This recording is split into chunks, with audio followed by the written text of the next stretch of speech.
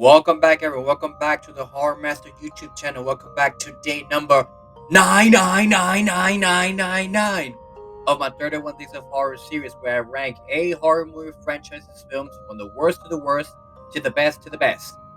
And on this today's episode, on episode 9, we're going to be ranking all of the Scream movie franchises.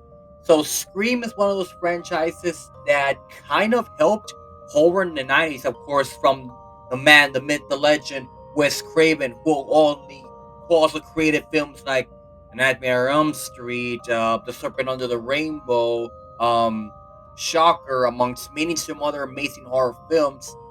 He kind of revolutionized horror in the 90s, because in the 90s horror was kind of stale until this franchise came along and kind of helped the way for future horror filmmakers like a James Wan and you know Ari Aster and all that, those horror modern horror movie films, to kind of have that it to it that revolutionized horror.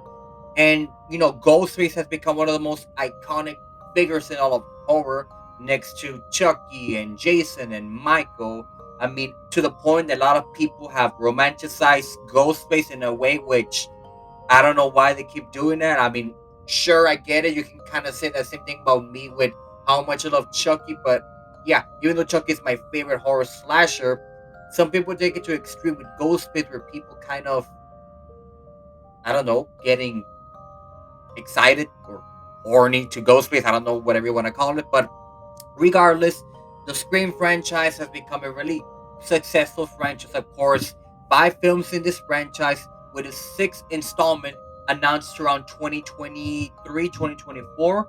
So that's with that. But unfortunately, from what the reports have seen, of course, we're not gonna have, of course, Sidney Campbell back in the franchise, which I'm like, it's kind of disappointing that she's not gonna be in the 6th installment, because I mean, she's basically the heart and soul of the franchise. It's kind of like not having um Freddy Krueger and Nightmare on Elm Street. He's kind of like almost like the main character of the entire franchise.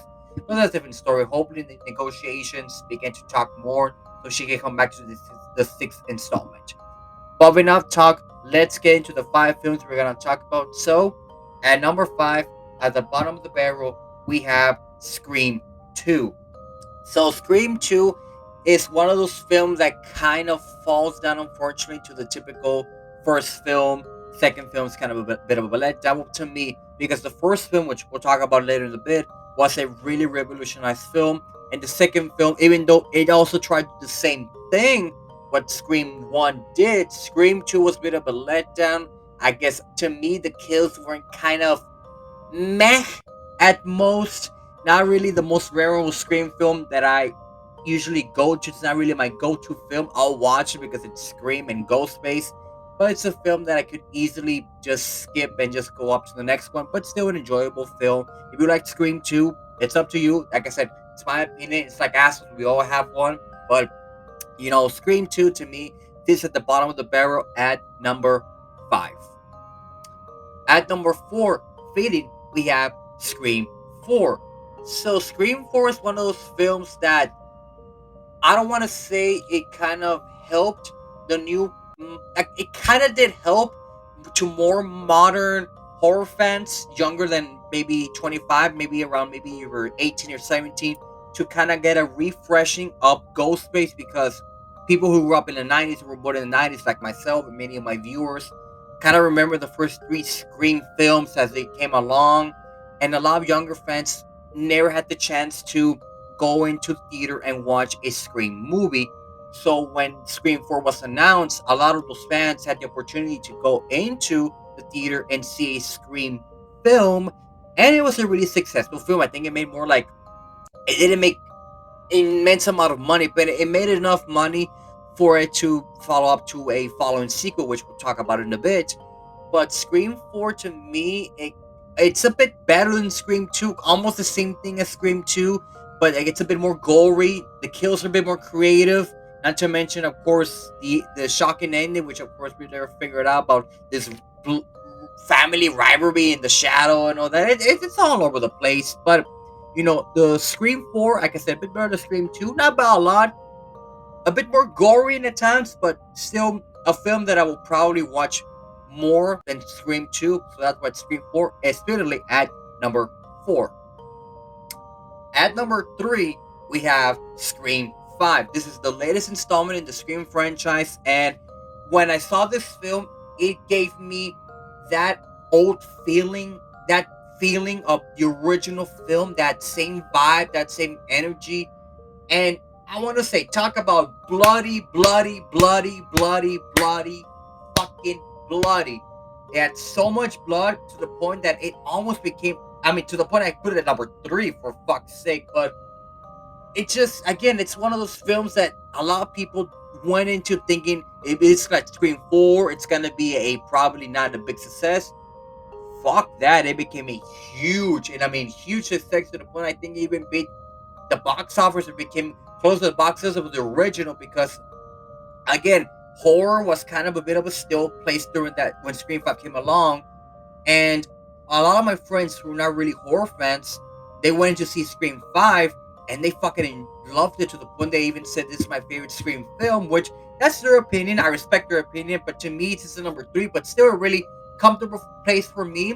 I don't know, maybe like I said, with these ranking models I've been doing lately, my mood can change. Maybe my number 1 could be a number 2, or could be at the bottom. It all depends. But for right now, for me, Scream 5 sits respectively at number 3.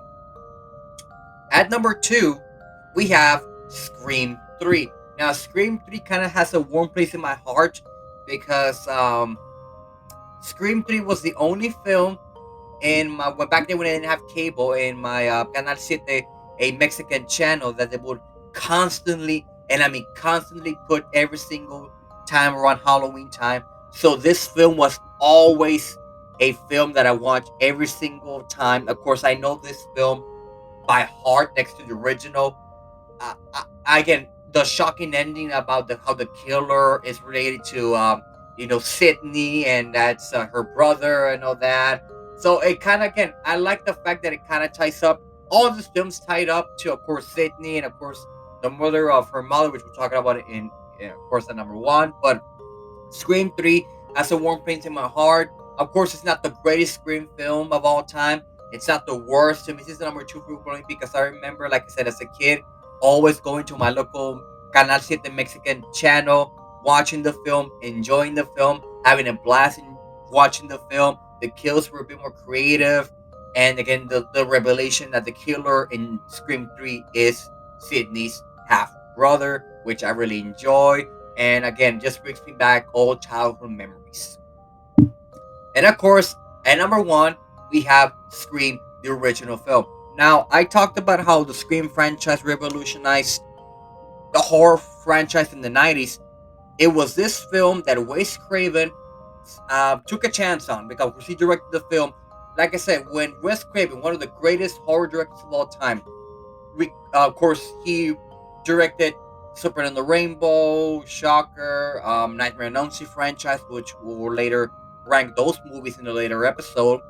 Came back in the 90s and once again revolutionized the horror genre, almost kind of mocking the horror genre in a bit, which I forgot to mention. All these films mock, in a way, the horror genre, but also pay tribute to it because everything about it is the rules of how to survive a horror film, what to do, what not to do, not to have sex, not to do drugs, of course, do the usual rules of surviving a horror film, which, of course, the first film really, really gave it well, the adaptation, of course, to the point that even created a parody, of course, Scary Movie, which we've all seen.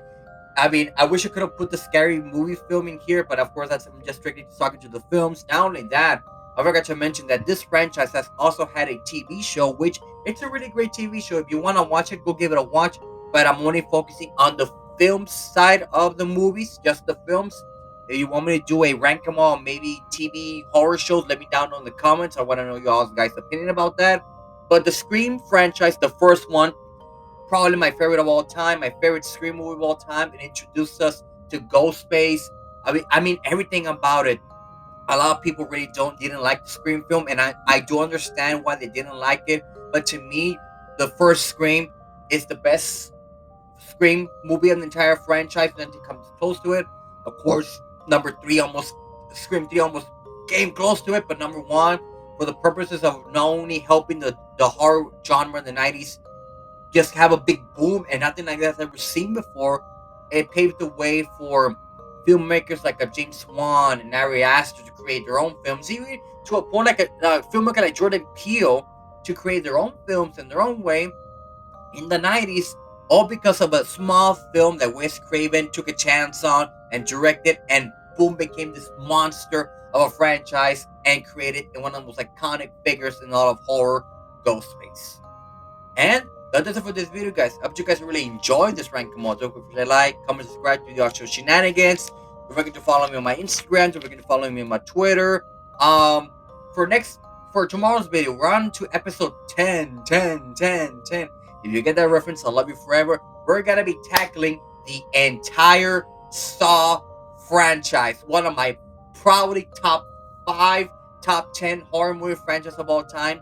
And we have a lot of films. I'm thinking there's like maybe 13 films, which that's gonna be the biggest one Rankamore will be doing so far. So that's gonna be a big deal. So stay tuned for tomorrow's video for that. Eventually I'm gonna be bringing you guys more CD collection updates. I know I've been promising you guys that. I'm still working on my Death Rankamore. I know I've been promising you guys for that video. I'm gonna bring it to you eventually. Don't worry, guys. And a lot of cool stuff trying to bring you guys to the channel. Hope you guys are enjoying the content. Hope you guys are enjoying this entire 31 Days of Horror series I've been doing. And stay tuned for the rest of the series, because this is just only the beginning, because we still have a lot of franchises to go. We haven't even topped the tip of the iceberg. We've been top like Texas Chainsaw Massacre, Friday the 13th, Nightmare on Elm Street, so on and so forth. So we have a lot of franchises to go. And I hope you guys are enjoying this franchise's videos. Stay safe, everyone. And until next time, stay metal.